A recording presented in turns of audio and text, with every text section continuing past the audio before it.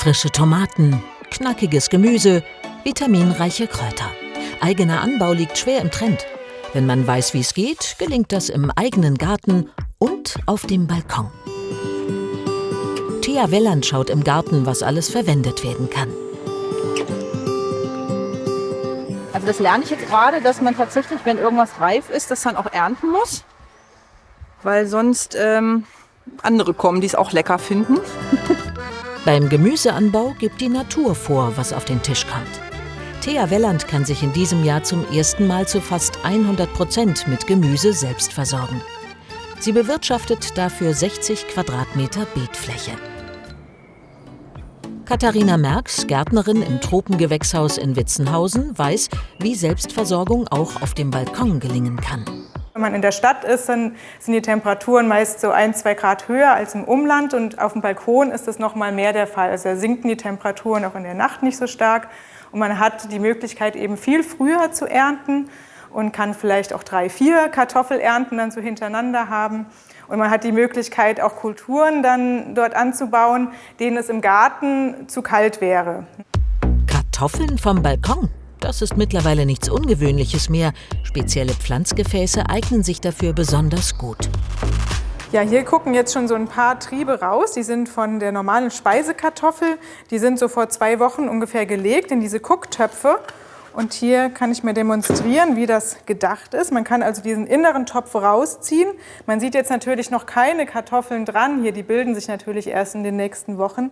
Da kann man aber dann eben je nach Bedarf ernten, kann schauen, wie weit sind sie denn, wie groß sind sie und kann dann nach Bedarf rausholen.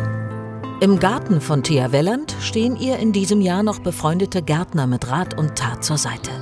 Um auf der vorhandenen Fläche möglichst lang und viel ernten zu können, erfordert es nicht nur eine Planung, sondern auch Wissen und Erfahrung. Also ich finde, eine große Herausforderung ist immer schon mal der Boden, also die Bodenbereitung. Denn da muss ja alles drin sein, damit die Pflanze gut wachsen kann.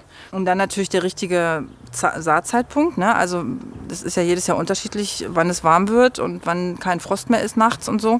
Da muss man halt auch wissen, welche Pflanzen nicht nebeneinander stehen dürfen. Da gibt es halt monströse Tabellen und Piktogramme, die einem das sagen. Aber so ganz da in die Tiefe der Materie bin ich noch nicht eingestiegen. Aber ich taste mich da langsam ran. Eigenes Ausprobieren und die Tipps der Profis. Beides ist wichtig. Auch solche großen Kübel kann man eben ganz gut nehmen. Das ist so ein normaler Maurerkübel, in dem man erstmal am besten so eine Drainageschicht einbaut. Hier habe ich jetzt einfach Lavagrus genommen. Das ist relativ leicht und ist gut pflanzenverträglich und bildet eine schöne Drainageschicht. Die Drainage ist im Topf oder auch im Hochbeet wichtig, um Staunässe zu vermeiden. Darüber kommen die Pflanzenerde und das junge Gemüse. Kaum etwas, das man nicht auch im Topf anbauen könnte. Dabei geht es vor allem ums Platzsparen. Das klappt, wenn man die richtigen Pflanzen kombiniert. Zum Beispiel, wenn man Süßkartoffeln pflanzt, die Pflanzen sind jetzt noch sehr klein, dann kann man die Zwischenräume erstmal noch mit Salat bepflanzen. Der wird so in 6 Wochen ungefähr geerntet und danach können die Süßkartoffeln eben den ganzen Topf dann beranken und brauchen dann auch das ganze Erdvolumen. Also der Erntezeitpunkt kann wichtig sein, aber es geht auch um eine gute Nachbarschaft im Großen und im Kleinen. Das ist jetzt eigentlich eine klassische Mischkultur, wie man es schon lange im Garten auch praktiziert, nämlich Erdbeeren und Zwiebelgewächse, also auf Knoblauch zusammen, weil der Knoblauch Pilze, also Schadpilze von den Erdbeeren fernhalten soll. Und man kann das auch auf ganz kleinem Raum eben machen. Hier in so einem Balkonkasten, wenn man nicht mehr Platz zur Verfügung hat, geht eben sowas auch. Also ich würde dann eine eher kleinwüchsige Erdbeere nehmen, die auch kleine Früchte macht. Das ist jetzt hier eine Monatserdbeere. Die hat den Vorteil, dass sie von Mai bis Spätsommer immer wieder Früchte hervorbringt. Und man hat eben dazwischen diesen Schnittknoblauch. Das ist jetzt ein Knoblauch, der keine Zwiebel unten bildet, keine Knolle, sondern immer wieder grüne Blätter macht, die man eben schneiden kann und dann über einen Salat oder ins Essen streuen kann. Immer mehr Menschen wollen wissen, was auf ihrem Teller landet. Der Anbau von Obst und Gemüse selbst auf dem Balkon bietet sich an. Im Internet haben Seiten für den Selbstanbau Hochkonjunktur. In Gruppen werden Erfahrungen und Tipps ausgetauscht zum Planen, Säen und Ernten von Gemüse. Naja gut, die Lebensmittelskandale und so, es ist ja ewig präsent. Und es hat einfach aber auch was von unabhängig sein.